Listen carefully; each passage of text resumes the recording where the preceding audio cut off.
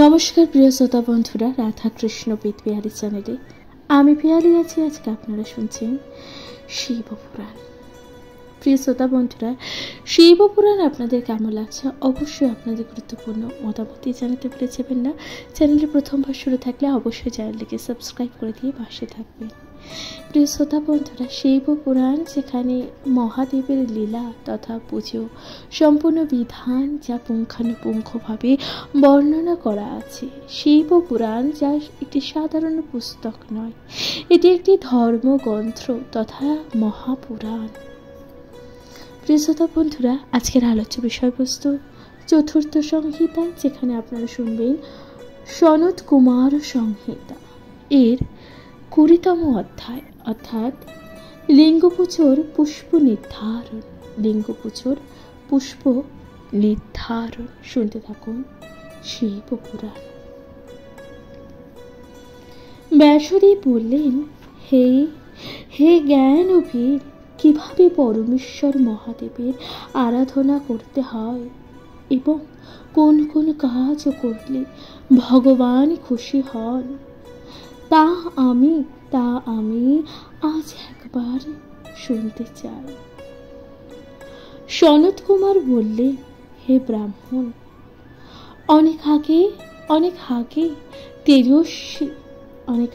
তেজস্বী নন্দিকেশ্বর মহাদেবের মাহাত্ম্য শোনার ইচ্ছা করে। তখন মহেশ্বর খুশি হয়ে নন্দিকেশ্বরকে দেবীর সামনে তার নিজের মাহাত্ম্য বর্ণনা করেছিলেন। তারপর আমি সেই মাহাত্ম্য নন্দিকেশ্বর কাছে জানতে চেয়েছিলাম।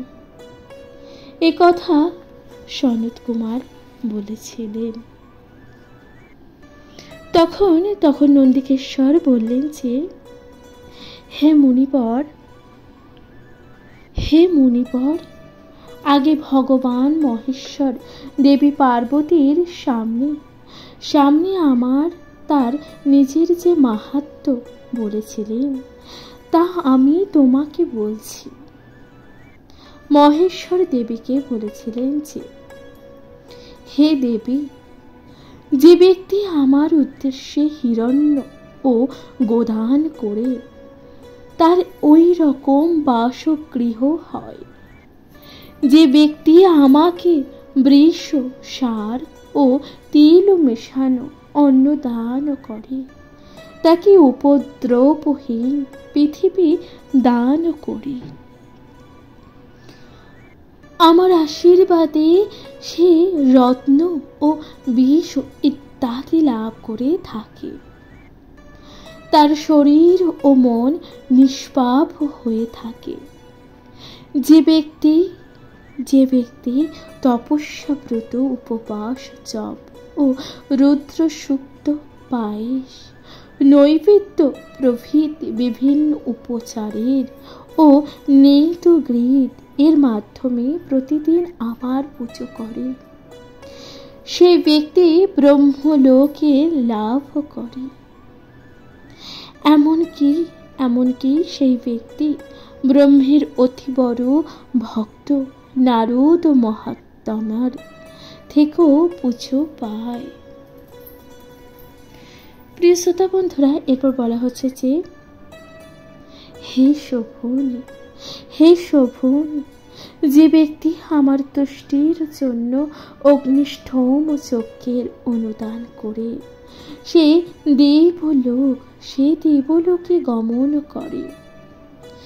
সেখানে দেবরাজ ইন্দ্রের সঙ্গে এক আসনে বসতে পারে এবং দেবতাদের দ্বারা পুজো পেয়ে থাকে। হে দেবী, যে ব্যক্তি অতি সকালে আমার পুজো করে সে অদ্বিতীয় শক্তি লাভ করে। যে ব্যক্তি দুপুরে ও সন্ধ্যায় আমার পুজো করে সে যক্ষকুলে জন্ম নেয়। সেখানে যে অতি বীর্যবান হয়ে যক্ষদের প্রভু হয়ে সে থাকে। যে ব্যক্তি আমার লিঙ্গের প্রতিষ্ঠা করে, ধূপ দীপ চন্দন ইত্যাদি দিয়ে আমার পুজো করে, সেই ব্যক্তি ইন্দ্রসহ অন্যান্য দেবতাদের লোকপালের প্রভু হন। তাহলে ভগবান বলছেন যে অর্থাৎ মহেশ্বরের পুজো কখন কোন সময় করলে কি গতি লাভ হয়।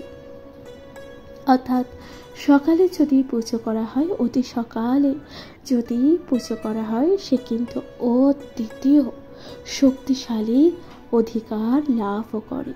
এবং দুপুরে ও সন্ধ্যায় যদি মহেশ্বরী পুজো করা হয়, তাহলে সে ব্যক্তি যক্ষকুলে জন্মগ্রহণ করে এবং সে অতীব বীর্যবান হয়ে যক্ষদের প্রভু হয়ে থাকে। যে ব্যক্তি আমার লিঙ্গের প্রতিষ্ঠা করে, ধূপ দীপ ও চন্দন ইত্যাদি দিয়ে আমার পুজো করে, যে ব্যক্তি, সেই ব্যক্তি ইন্দ্রসহ অন্যান্য দেবতাদের ও লোকপালদের প্রভু হন। দেবতাদের সঙ্গে তিনিও পুজো পান। তিনি আর মায়ার প্রভাবে আবদ্ধ হন না। কিন্তু যে ব্যক্তি আমার ঘরকে পরিষ্কার করে এবং গোময় লেপন করে, ঘরের শুদ্ধতা করে, সেই ভক্ত বহুপূর্ণ ফল লাভ করে থাকে।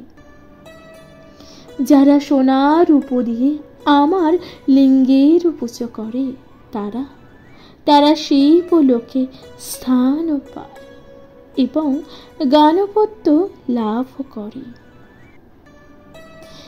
কিন্তু যদি কোনো ভক্ত আমায় তেল মাখায়, তাহলে সেই ভক্ত 50 গুণ বেশি ফল ভোগ করে। তাহলে কি বলছে? অর্থাৎ মহাদেবের লিঙ্গে যদি তেল মাখানো হয়, তাহলে কি হয়? তাহলে সেই ভক্ত 50 গুণ বেশি ফল ভোগ করে। স্নান করালে তার দ্বিগুণ ফল পায়। গন্ধদ্রব্য দিয়ে স্নান করালে 3 গুণ বেশি ফল লাভ করে। পঞ্চগব্য দিয়ে স্নান করালে ও কর্পূর প্রদান করে 4 গুণ বেশি ফল পায়। দুধ দিয়ে স্নান করালে 50 গুণ বেশি ফল লাভ করে। তারা আমার এই যে শিব লোকে স্থান পায় এবং গানপত্য লাভ করে। যদি কেউ আমার অঘোর চন্দন প্রদান করে, সে আগের থেকে 100 সহস্র গুণ ফল লাভ করবে। গন্ধদ্রব্য দান করলে তার 10 গুণ বেশি ফল পাওয়া যায়।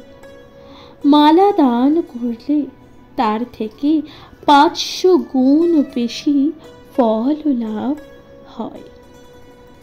পুজোর নির্মাল্য গ্রহণ করলে একই ফল লাভ হয়। ধূপ ও কৃষ্ণ অগুর চন্দন দান করলে তার থেকে 4000 গুণ বেশি ফল লাভ করে। ঘি ও ধূপ দান করলে তার 4 গুণ বেশি ফল লাভ হয়। যারা এইভাবে আমার পুজো করে, তাদের শত অপরাধ আমি ক্ষমা করে দিই। যে ব্যক্তি আমার কাছে 1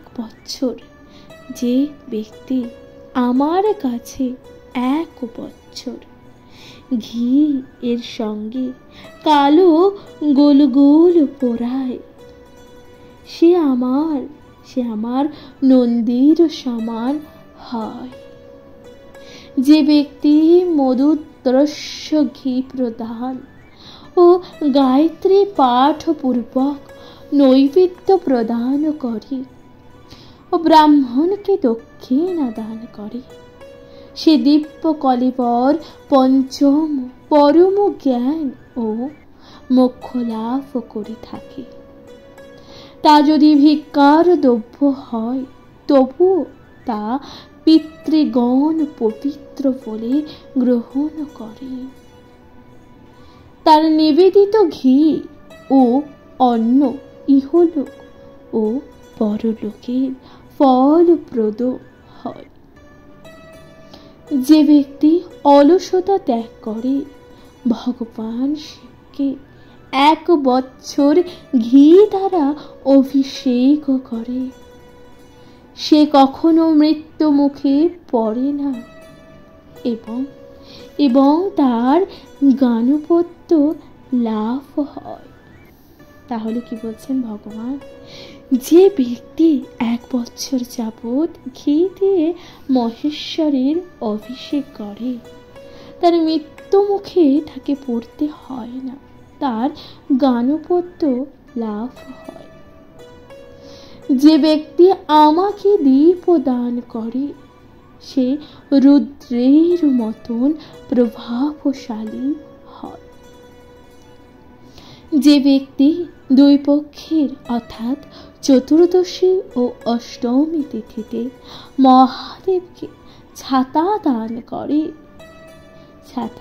করে, সেই ব্যক্তি ইন্দ্রের মতন তেজবান হয় এবং মহাদেবকে লাভ করতে পারে। যে ব্রাহ্মণ তোমার ও আমার প্রতি ভক্তিমান ও ব্রহ্মচারী হয়, যদি সে অনিয়মযুক্ত হয়, তবু আমার কৃপায় সে যা লাভ করে তা শোনো। একথা মহাদেব বললেন। ওই ব্যক্তি পরম সুখ ও স্বাচ্ছন্দ্য কাল যাপন করে থাকে। সেই ব্যক্তি পাখিদের মতন আকাশে বিচরণ করতে পারে। সে সমস্ত লোকে কারো কাছে পরাজিত হয় না। সেই ব্যক্তি স্বর্গে পুজো পায়।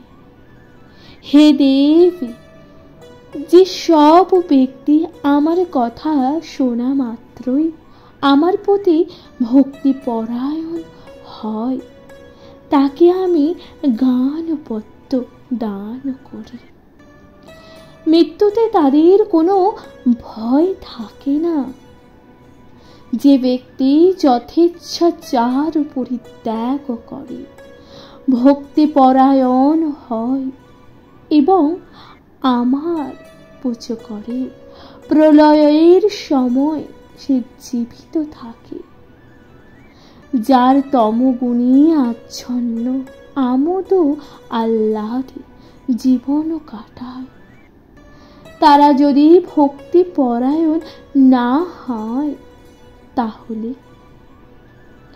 তাহলে প্রতি পদে পদে তারা বিপদে পড়ে ও অসুখ বিসুখে আক্রান্ত হয়। যারা সত্যভাষী জিতেন্দ্রিয় ও সাধন যোগী, যারা এক মনে আমার চিন্তা ও সব সময় করে থাকে, শত যুগেও তাদের অপায় হয় না। অল্প ধনশালী যেসব মানুষ শুধুমাত্র আমার পুজো করে কিন্তু ধ্যান ইত্যাদি করে না, সেই ব্যক্তি বিপুল ধন লাভ করে ও তার অভীষ্ট পূর্ণ হয়। কিন্তু আমার পুজো অর্চনা ছাড়া কোনো ফলই তারা লাভ করতে পারে না। দেবতাগণ যে পুজো বিধির কথা জানে না, সেই গোপন পুজো বিধির কথা বললাম। তাহলে এখানে কি বলছে? দেবতাগণ যে পুজো বিধির কথা জানে না, সেই গোপন পুজো বিধির কথা বলা হচ্ছে। তা এখানে বলল। সুত বললেন এই সকল কথা কাকে? সুত বলছেন এই সকল কথা ব্যাসদেবকে। প্রিয় শ্রোতা বন্ধুরা, এরপর কি বলা হচ্ছে? এখন আরো কিছু গোপন কথা বলছি। ইতর ব্যক্তিদের দ্বারা লিঙ্গ পূজিত হয়ে যতটা সম্ভব সন্তুষ্ট হই হে প্রিয়ে, কার্তিক ও তোমার কাছ থেকে মূর্তিতে পুজো পেয়ে ততটা সন্তুষ্ট হই না। দেবতারা আমার পুজো করলে তাদের আমি মোক্ষ দান করি। তাহলে দেবতারা আমার পুজো করলে তাদের আমি কি দান করি? মোক্ষ দান করি। এরপর ভগবান বলছেন যে যারা ধূপ ও দীপ গন্ধ পুষ্প মালা রক্ত বস্ত্র নৈবেদ্য দিয়ে আমার পুজো করে তাদের গানপথ্য পদে নিযুক্ত করে থাকে। যে ব্যক্তি এক রাত উপবাস করে আমার পুজো করে, সে শীতত পল প্রদানের জন্য সর্বযজ্ঞেরও ফল পায়।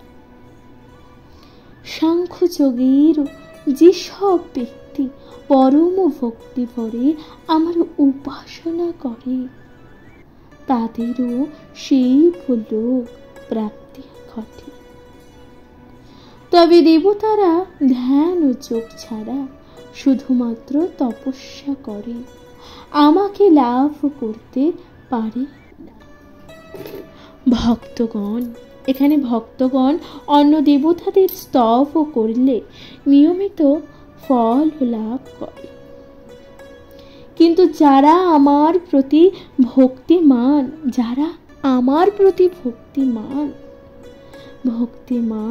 হয় তারা অনেক শুভ ফল লাভ করে থাকে। অর্থাৎ যে সকল ব্যক্তি মহাদেবের ওপর ভক্তিমান তারা কিন্তু অনেক অনেক শুভ ফল লাভ করে থাকে।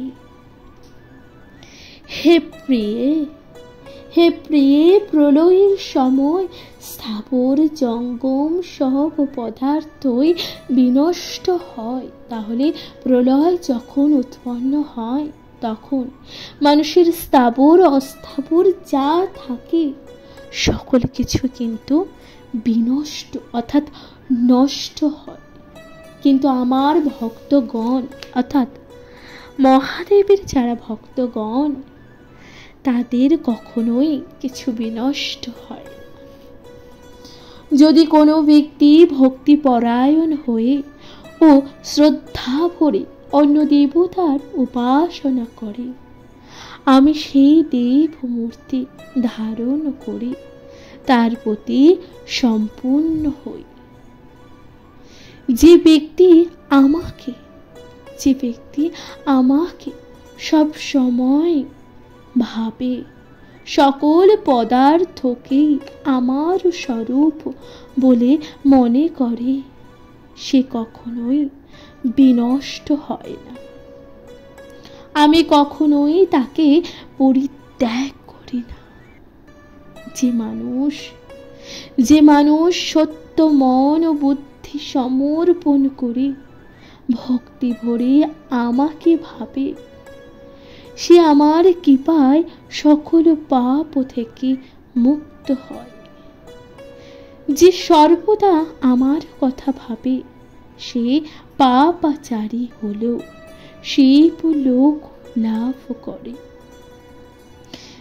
যে যে লোক সকল কাজ শুরু করার আগে আমার ধ্যান করে, আমাকে স্মরণ করে, সেই ব্যক্তি ধর্ম, অর্থ, কাম ও মোক্ষ, এই যে 4 রকমের উৎকৃষ্ট ফল লাভ করে।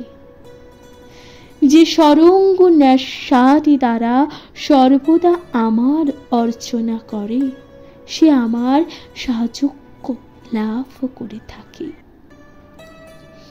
যে ব্যক্তি ধুতরা ফুল, চাপা ফুল ও বেল পাতা আমাকে নিবেদন করে ও অলস্যহীনভাবে আমার অর্চনা করে, সে ব্যক্তি গানপত্য লাভ করে। যে ব্যক্তি পদ্ম ফুল ও আকন্দ ফুল দিয়ে আমার পুজো করে কিংবা করবী ফুল নিবেদন করে, সেই ব্যক্তিও গানপত্য লাভ করে থাকে। আমায় ফুল দান করলে কি ফল লাভ হয়, কি ফল লাভ করা হয় তা এখন বলছি। অর্থাৎ মহাদেবকে যদি ফুল দান বা ফুল দিয়ে পুজো করা হয়, কি ফুল দিয়ে পুজো করলে কি ফল লাভ হয় তা এখন বলছি।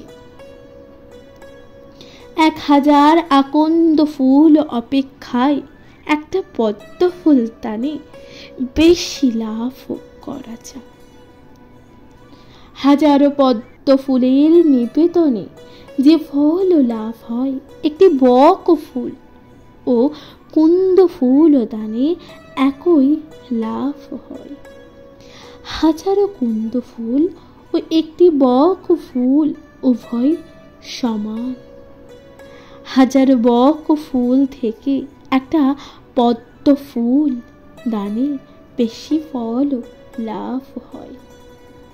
1000 পদ্ম ফুলের থেকে একটা বেল পাতা বেশি ফল লাভ হয়। হে মহাভাগে, আমাকে চাপা ফুল দান করলে ধুতরা ফুলের সমান ফল পাওয়া যায়। যে ব্যক্তি প্রতি পর্বে এই সকল ফুল আমায় নিবেদন করে তার ফল বলছি। অর্থাৎ যে ব্যক্তি সকল সময় এই সকল ফুল দিয়ে মহাদেবের আরাধনা করে তার কথা বলা হচ্ছে। 1 বছর একটি ফুল দান করলে যে ফল হয়, একদিন ভক্তি ভরে সেই সব ফুল চন্দনের সঙ্গে দান করলে সেই ফুল বা সেই ফল লাভ হয়। 80 রতি সোনা দান করলে যে ফল হয়, বক ফুল দান করলে সেই ফল হয়। হে দেবী, যে ব্যক্তি পা দিয়ে আমার নির্মাল্য ছোঁয়, সে 6000 বছর পাখিদের তির্যক যোনিতে জন্ম নেয়।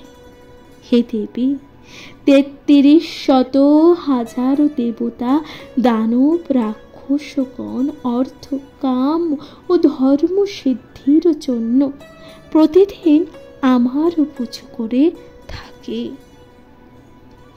যে ব্যক্তি কামনা সহ বা কামনা শূন্য হয়ে নিত্য এই শিবের মাহাত্ম্য শোনে কিংবা পাঠ করে, সে ব্যক্তি শিবলোকে গমন করে। মহাদেব তার প্রতি সন্তুষ্ট হয়। প্রিয় শ্রোতা বন্ধুরা, শিবপুরাণ আপনাদের কেমন লাগছে অবশ্যই আপনাদের গুরুত্বপূর্ণ মতামতটি জানাতে ভুলে যাবেন না।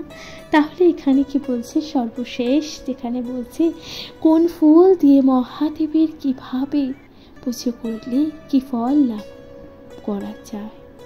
প্রিয় শ্রোতা বন্ধুরা, সর্বশেষ বলা হচ্ছে যে ব্যক্তি কামনা শূন্য হয়ে বা কামনা সহ যদি এই যে মাহাত্ম্য যদি নিত্য শোনে বা শিব পুরাণ প্রতিদিন পাঠ করে কিংবা নিত্য শোনে, সে ব্যক্তি শিবলোকে গমন হয়। মহাদেব তার প্রতি কিন্তু সন্তুষ্ট হন। প্রিয় শ্রোতা বন্ধুরা, তাহলে এখানেই সমাপ্ত হচ্ছে 20তম অধ্যায়, যেখানে আপনারা শুনলেন লিঙ্গ পুজোর পুষ্প নির্ধারণ, অর্থাৎ এই যে মহাদেবের পুজোতে কি কি পুষ্প নির্বণ বা অর্পণ করতে হয় তা আপনারা জানলেন।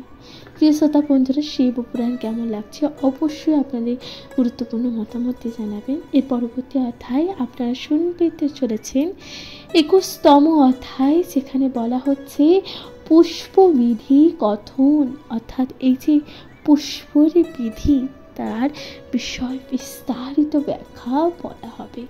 শুনতে থাকুন শিব পুরাণ। কমেন্টে লিখতে ভুলে যাবেন না। হর হর মহাদেব।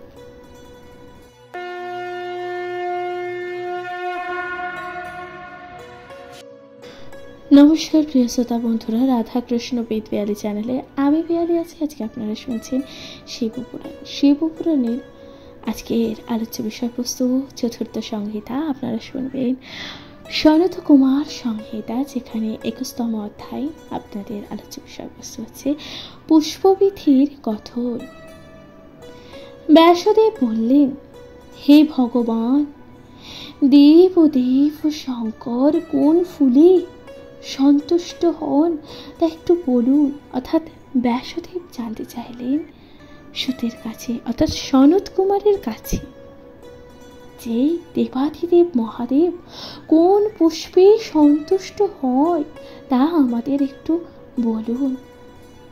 কোন ফুল কোন মূল্য দান করতে হয় তাকে, কোন কোন ফুল দান করলে কি কি ফল হয়, শাস্ত্র সম্মত কোনো অঙ্গুলি মুদ্রা দিয়ে ফুল দান করলে মহৎ ফল কি লাভ হয়, কিভাবে তার পুজো করতে হয় ও তার উদ্দেশ্যে ধূপদান ও উপবাস করতে হয় এবং তাতে কি ফল লাভ হয় তা সবই বলুন। আমি এগুলো জানতে যে খুবই আগ্রহী। এই কথাকে বলছেন ব্যাসদেব। এরপর সনত কুমার বলছেন,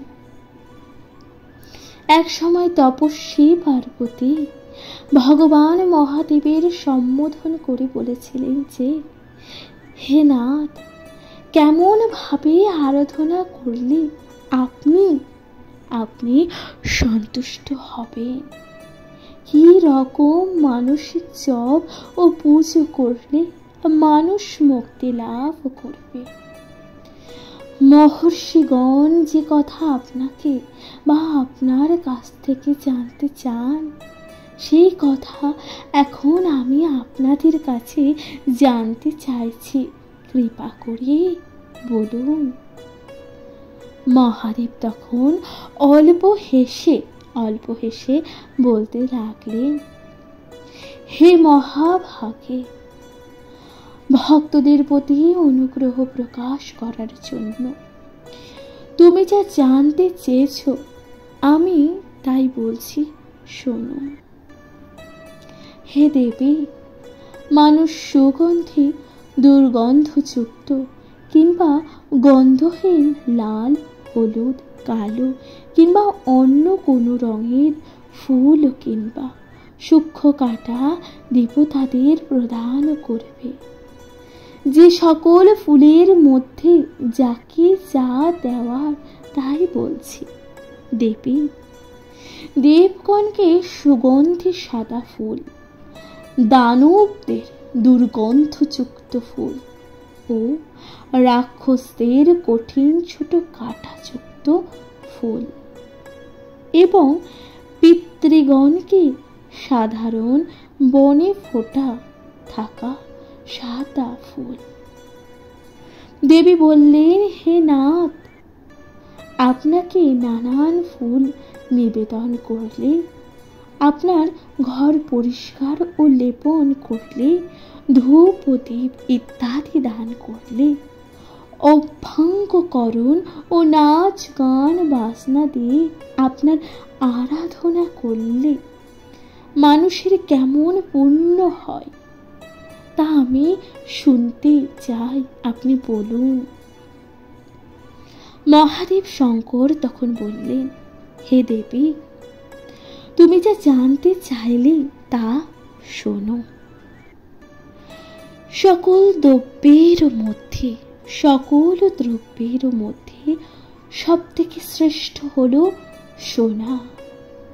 যে ব্রাহ্মণ ভক্তি ভরে ঈশ্বরকে সোনা দান করে, আমার অনুগ্রহে সে শিবলোকের পুজো পায়। ৮০ রতি ও ১১টি মাস পরিমাণ সোনাকে বলা হয় সুবর্ণ।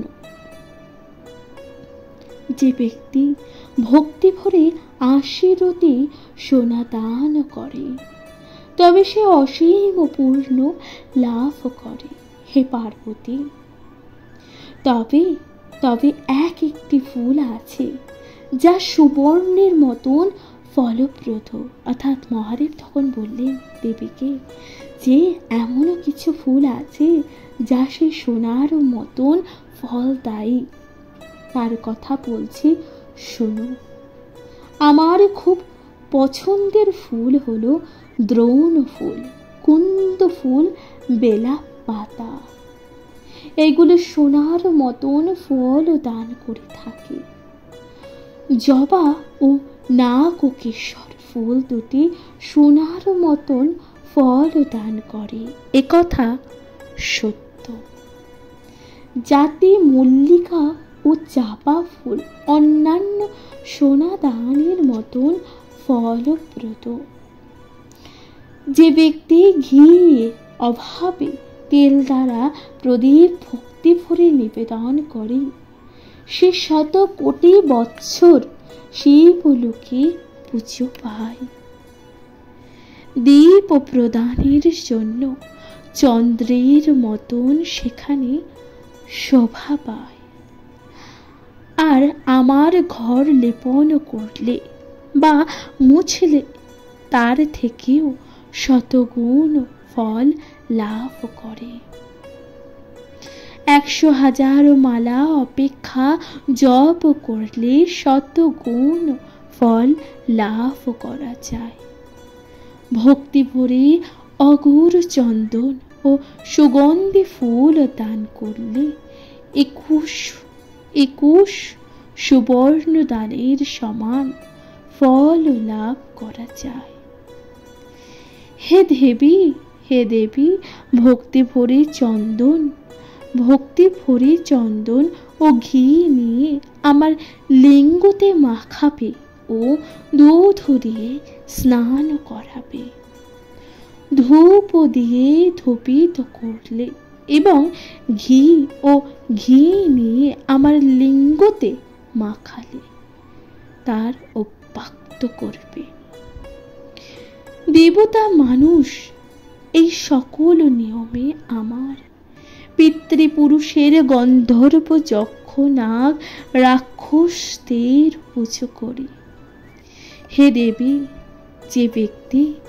যে ব্যক্তি নিয়ম মেনে আমার পুজো করে সে যথা সময় নন্দী পদ লাভ করে। এমনকি সব সময় ব্যক্তি বৃষধ্বজ প্রথম নাত হতে পারে। যে ব্যক্তি প্রতিদিন এই কথা পাঠ করে কিংবা কারোর প্রতি কাউকে শোনায়, সে ব্যক্তি সকল পাপ থেকে মুক্ত হয় এবং শিবলোকে স্থান পায়। প্রিয় শ্রোতা বন্ধুরা, তাহলে এখানে বলা হচ্ছে যে কিভাবে, অর্থাৎ এখানে সমাপ্ত হলো ২১তম অধ্যায়, যেখানে আপনারা শুনলেন কোন পুষ্প দিয়ে কিভাবে পুজো করতে হবে মহাদেবের। আর তথা সর্বশেষ বলা হচ্ছে সোনারও থেকে অর্থাৎ সোনা দান করলে মহাদেবের যেই ফল পাওয়া যায় তার থেকেও সেই সোনার ব্যতিক্রম হিসাবে কিছু ফুল যেগুলো সোনারই মতন ফল প্রদান করবে। সেই সকল ফুলগুলো কি ছিল, যেমন কুন্দ ফুল, তারপর দ্রোণ ফুল এবং জাতি, মল্লিকা ও চাপা ফুল। এগুলো কিন্তু খুবই সুন্দর, এগুলো কিন্তু সেই সোনার মতন উপকারী এবং সেই সোনার মতন ফল প্রদান করবে। এবং সর্বশেষ যে কথাটা বলা হচ্ছে যে ব্যক্তি প্রতিদিন এই পাঠ শুনে বা এই কথা অন্যকে শোনায় সেই ব্যক্তি কিন্তু সকল প্রকার পাপ থেকে মুক্ত হয়। প্রিয় শ্রোতা বন্ধুরা, তাহলে আপনারাও নিজেদের কাছের মানুষ তথা প্রিয়জন সকলের সাথে ভাগ করে নিতে ভুলে যাবেন না।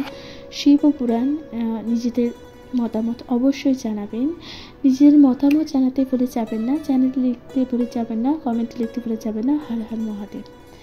শুনতে থাকবেন, পাশে থাকবেন। তাহলে আজকের মতো জানাচ্ছি এখানে বিদায়। ভালো থাকবেন, সুস্থ থাকবেন। শিবপুরাণ আপনাদের কেমন লাগছে অবশ্যই আপনাদের গুরুত্বপূর্ণ মতামতটি জানাতে ভুলে যাবেন না, কমেন্টে অবশ্যই লিখবেন। হর হর মহাদেব। আজকের মতো জানাচ্ছি বিদায়। ভালো থাকবেন, সুস্থ থাকবেন। নমস্কার।